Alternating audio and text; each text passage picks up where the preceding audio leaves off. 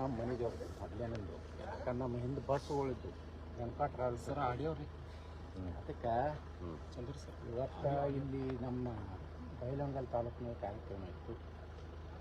ಅದು ಮುಗಿಸ್ಕೊಂಡು ಎಲ್ಲಮ್ಮ ಬಸ್ ತಗೊಂಡು ಹೋಗುವಾಗ ಬೆಳವಡಿ ಮಲ್ಲಮ್ಮ ಕಡೆ ಹೋಗ್ತೀರಿ. ಆಮೇಲೆ ಕಿತ್ತೂರು ಅವರೆಲ್ಲ ಸ್ವಾತಂತ್ರ್ಯ ಹೋರಾಟಗಾರರು, ನಮಗೆಲ್ಲ ಆದರ್ಶ. ನಮಗೆ ಔರಂಗಜೇಬ ಯಾವ ಅಕ್ಬರ್ ಅವ್ರು ಯಾರೂ ಅಲ್ಲ. ಕ್ರಾಂತಿ ನೆಲದಿಂದ ಈ ಪ್ರವಾಸ ಸಂಗೊಳ್ಳಿ ರಾಯಣ್ಣ, ವೀರಣ್ಣ, ಕಿತ್ತೂರು ಚೆನ್ನಮ್ಮ, ಬೆಳವಾಡಿ ಮಲ್ಲಮ್ಮ ಇವರೆಲ್ಲ ಇಲ್ಲಿ ಹುಟ್ಟಿದಂಥ ಪುಣ್ಯ ಭೂಮಿ ಬೆಳಗಾವಿ ಜಿಲ್ಲೆ.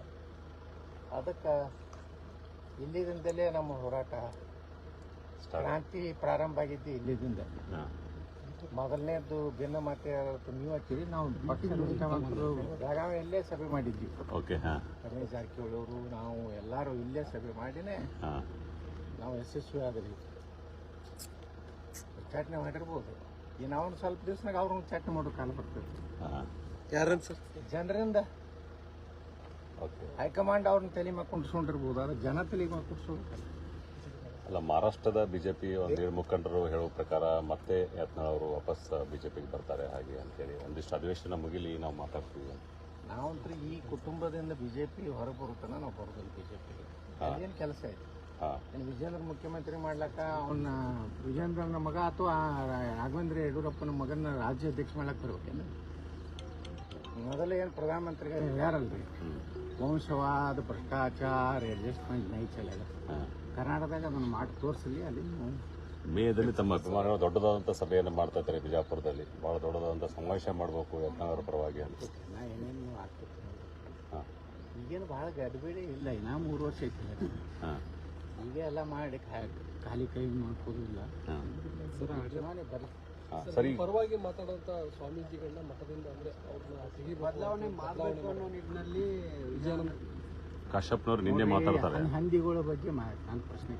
ಹಂದಿ ಇದ್ದಂಗೆ ಅದು ಇದೇ ಕೂಡಲ ಸಂಗಮ ಸ್ವಾಮಿಗಳನ್ನ ಯಾರ್ಯಾರು ದಿಲ್ಲಿ ಕರ್ಕೊಂಡು ಹೋಗ್ಯಾರ, ಅವ್ರ ಮಕ್ಕಳಿಗೆ ಅವ್ರ ಹೆಂಡರಿಗೆ ಟಿಕೆಟ್ ಕೊಡಬೇಕು. ನಾವು ಒಮ್ಮೆರೆ ಯಾರು BJP ನಾಯಕರ ಬಳಿ ಕರ್ಕೊಂಡು ಹೋಗಿನ ನನಗೇನು ಮಂತ್ರಿ ಮಾಡ್ರಿ, ಅಥವಾ ನಮ್ಮದು ಕೂಡಲ ಸಂಗಮ ಸ್ವಾಮಿಗಳ ಸಂಬಂಧ ಮೀಸಲಾತಿ.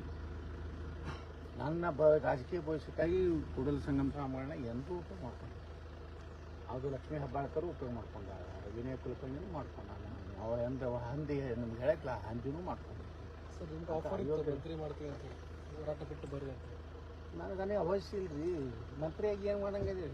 ಈ ಮಂತ್ರಿ ಇಲ್ಲಾರ್ದೇ ಪವರ್ಫುಲ್ ಅದಿ. ಮಂತ್ರಿ ಆದರೆ ಏನು ಸುಮ್ಮ CM ಮನೆ ಮುಂದೆ ದಿನ ಮುಂದೆ ಹೋಗಿ ಸರ್ ಅನ್ಬೇಕು. ಬೊಮ್ಮ ಮನೆಗೆ ಬರ್ತಿದ್ರು ಕೆಲವು ಮಂತ್ರಿಗಳು, ನಡೆಯಲೇ ಇರ್ತದೆ. ಇಷ್ಟು ಹತ್ತು ಗೌರವ ಕಳ್ಕೊಂಡು ನಾ ರಾಜಕಾರಣ ಮಾಡಿಲ್ಲ.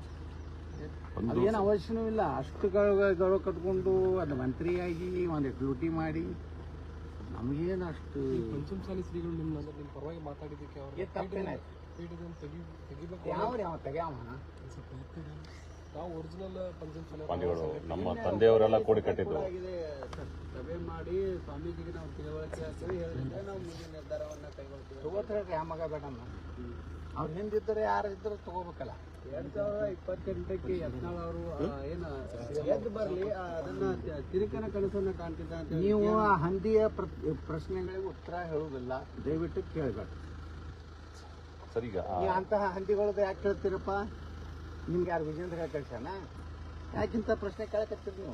ಸರ್ ನಿಮ್ಮ ಸಮಾಜದವರು ಇರಲ್ಲ ಕಾಡು. ನಿಮ್ಮ ಸಮಾಜ ಸಮಾಜಕ್ಕೆ ಅಷ್ಟೇ ನಾ ಸೀಮಿತ ಇಲ್ಲ. ಈ ರಾಜ್ಯದಲ್ಲಿ ಎಲ್ಲ ಸಮುದಾಯಗಳ ಪರವಾಗಿ ನಾ ಜನಪ್ರತಿನಿಧಿಯಾಗಿ ಕೆಲಸ ಮಾಡೀನಿ. ಯಾರು ಮಾತಾಡ್ಯಾರಿ ಇವತ್ತು ಹಾಲು ಮತಕ್ಕೆ ST ಸೇರಿಸ್ಬೇಕಂದಿದ್ದು 7.5% ಮಾಡಬೇಕು ವಾಲ್ಮೀಕಿ ಹಿಂದುಳಿದ ಜನಾಂಗಕ್ಕೆ. ಇವತ್ತು ತಳವಾರ ಇವು ನಮ್ಮ ಏನು ಅಂಬಿಗ ಇವರೆಲ್ಲರನ್ನೂ STಗೆ ಸೇರಿಸ್ಬೇಕಂತ ಬೊಮ್ಮಾಯಿ ಅಲ್ಲಿ ಸಿಂದಗಿರಿ ಮತಕ್ಷೇತ್ರದಾಗ ವಚನ ಕೊಟ್ಟರು, ನಾ ಸೇರಿಸ್ತೇನೆ ಅಂತೇಳಿ. ಅಲ್ಲಿ ಹೋಗಿ ಅಲ್ಲಿ ಬೇರೆ ನಾಟಕ ಚಾಲು ಮಾಡಿದ್ರು. ಅವಾಗ ನಾನೇ ಬೊಮ್ಮಾಯಿ ಹೇಳ್ತೇನೆ, ಇಲ್ಲಾಂದ್ರೆ ಅದು ಸೇರಿಸ್ತಿದ್ದೆ ಇಲ್ಲ ST. ಹಂಗಾಗಿ ನಾನು ಒಂದಲ್ಲ ಅದೊಂದು ಜಾತಿಗೆ ಸಿಗತ್ತಿದ್ದಾನೆ. ಎಲ್ಲರಿಗೂ ಸಮಸ್ತ ಹಿಂದೂಗಳ ಪ್ರತಿನಿಧಿಯಾಗಿ ಕೆಲಸ ಮಾಡೀನಿ. ಹಂದಿಗಳ ಬಗ್ಗೆ ನೀವು ಪ್ರಶ್ನೆ ಕೇಳಬೇಡ ಸರ್. ಹಿಂದೂಗಳಿಗೆ ಬಿಜೆಪಿಯಲ್ಲಿ ವಚನ ಭಾಷಿದಾರ ಅಂತ ಯಾರು? ಬಿಜೆಪಿಯಲ್ಲಿ ಇರೋಲ್ಲ ವಚನ ಭಾಷೆ ಅಂತೀರಲ್ಲ, ಹಾಕಲ್ಲ ನೀವು ಹಚ್ಚಿರಿ. ನೀವು ಮಾಧ್ಯಮದವ್ರು ಏನಾದ್ರು ಅನ್ಕೋತ ಕುಂತ್ರಿ, ನನ್ನ ಬಾಯಿಯಿಂದ ಹೇಳಿದ್ರಪ್ಪ ನೀವು ಅನ್ಸಲಕ್ಕೆ ಹೋಗ್ಬಾರ್ದು. ಹಿಂದೂಗಳಿಗೂ ಕೂಡ ಆರಂಭ ಆಗಿದೆ ಸರ್. ಇನ್ನು ಪ್ರತ್ಯೇಕವಾಗಿ ಇನ್ನೊಂದ್ಸತಿ ಏನಾದ್ರು ಮಾಡ್ತೀರಾ? ಈಗಂತೂ ಇದು ರಾಜ ಪ್ರವಾಸನೇ ಅಲ್ರಿ. ಈ ಅಭಿಪ್ರಾಯ ತಗೊಳಕತ್ತಿ ನೀನು ಹುಬ್ಳ್ಯಾಗ ನೋಡ್ರಿ 20-25 ಸಾವಿರ ಜನ ಸೇರಿದ್ರು. ನನ್ನ ನಾಯಕತ್ವ ಒಪ್ಕೋತಿರಲ್ಪ ಇಡೀ ಸಭಾನೇ ಎಸ್.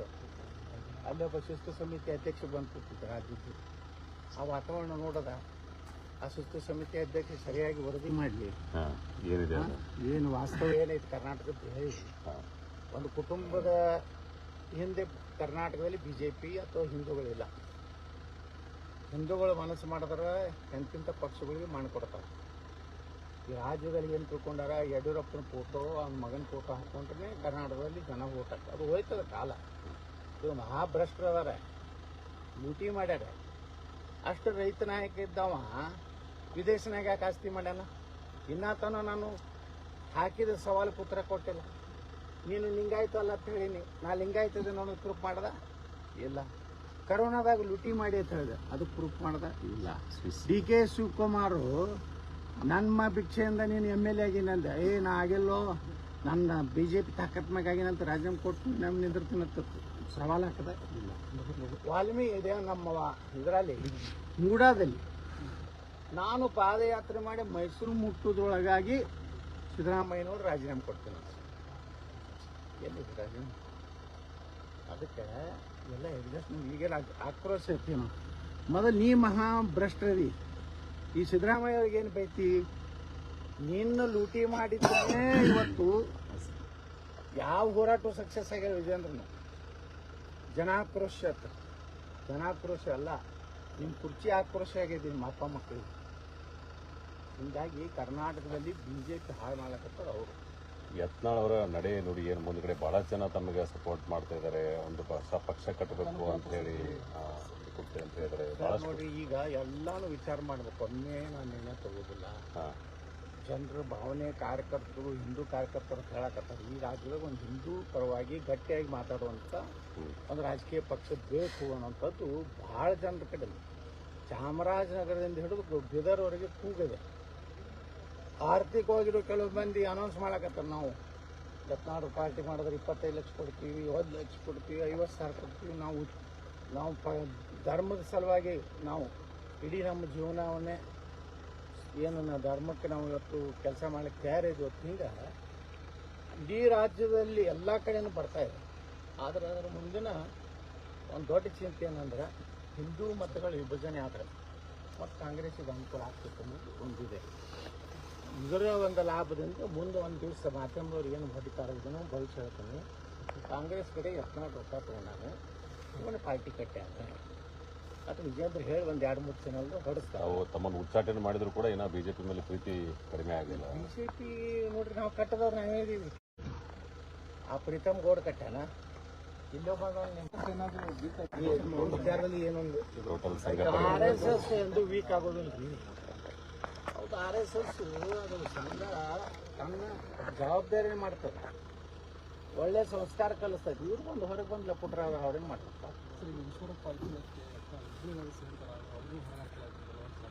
ಹೌದಲ್ರಿ, ನಮ್ಮ ಹೊರಗೆ ಹಾಕಿದವ್ರನ್ನ ಹೊರಗೆ ಹಾಕಿದ್ವಿ ಅಂದ್ರೆ ನಾಳೆ ಹೋಗಿ ಹಾಗೆಲ್ಲ ಹಿಂದಕ್ಕೆ ಯಡಿಯೂರಪ್ಪನ ಉಚ್ಚಾಟನೆ ಆಗಿಲ್ಲ.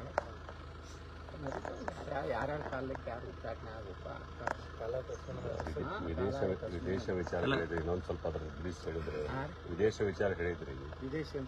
ವಿದೇಶದಲ್ಲಿ ಆಸ್ತಿ ಮಾಡಿದ ವಿಚಾರ ಹೇಳಿದ್ರಿ, ಇನ್ನೊಂದು ಸ್ವಲ್ಪ ಇಲ್ಲ ಹೇಳಿ ಅವ್ನು ಡಿಕ್ಲೇರ್ ಮಾಡ್ರಿ. ವಿಜಯೇಂದ್ರ, ನಾನು, ನಮ್ಮ ಅಪ್ಪ, ನಮ್ಮ ಅಣ್ಣ, ನನ್ನ ಅಕ್ಕ, ತಂಗಿ, ನನ್ನ ಹೆಂಡತಿ, ಮಕ್ಕಳ ಹೆಸರಲ್ಲೇ ಯಾವುದೇ ಬ್ಯಾಂಕ್ನಾಗ ಖಾತೆ ಇಲ್ಲ ವಿದೇಶದ್ದು, ಎಲ್ಲೂ ಆಸ್ತಿ ಮಾಡಿಲ್ಲ, ಸ್ವಿಸ್ ಬ್ಯಾಂಕ್ ಆದಿಯಾಗಿ ಆಗಿಲ್ಲ ಅಂತ ಹೇಳಿ ಅವ್ರು ಯಡಿಯೂರು ಸಿದ್ದಲಿಂಗೇಶ್ವರ ಅವ್ರ ಮನೆ ದೇವ್ರು ಅದಾರಲ್ಲ, ಅವ್ರ ಅಪ್ಪಗೆ ಹೆಸರು ಇಟ್ಕೊಂಡು ಅಲ್ಲಿ ಯಡಿಯೂರಪ್ಪ ಅಂತಾಳೆ.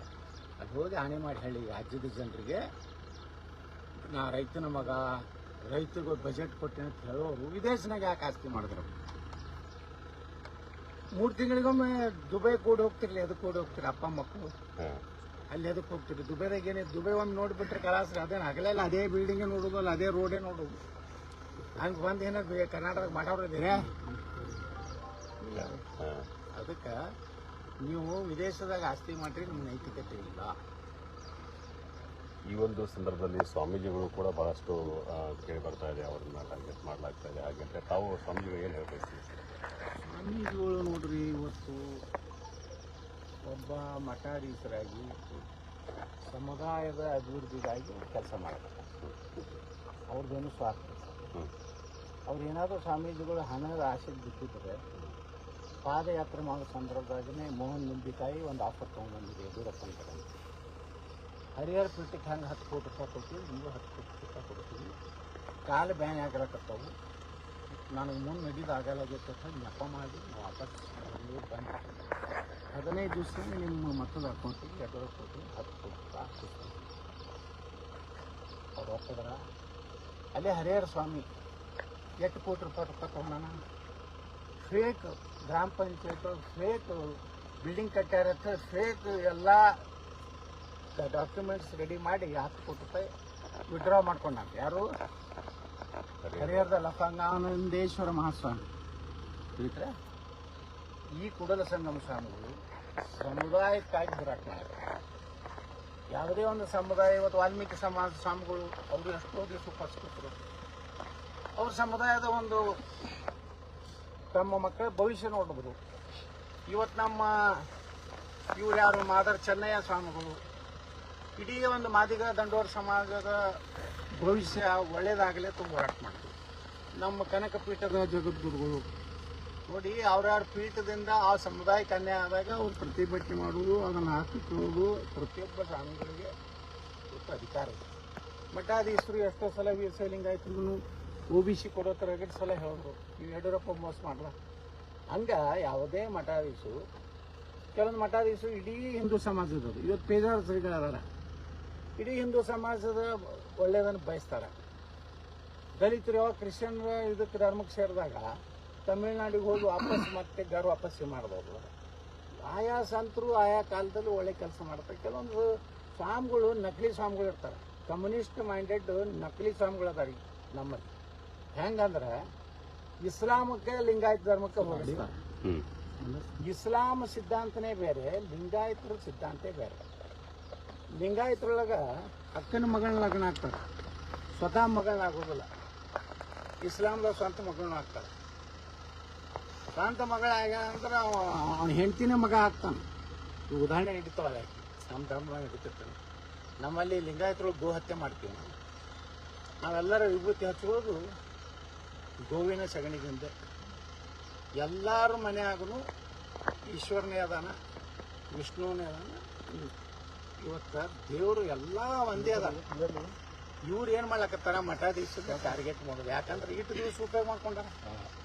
ಈಗ ನೀವು ಹೇಳಿದ್ರಲ್ಲ, ದಿಲ್ಲಿಗೆ 8 ಮಂದಿ ಕೂಡಲ ಸಂಗಮ ಸ್ವಾಮಿಗಳನ್ನ ಕರ್ಕೊಂಡು ಹೋಗ್ಯಾರ.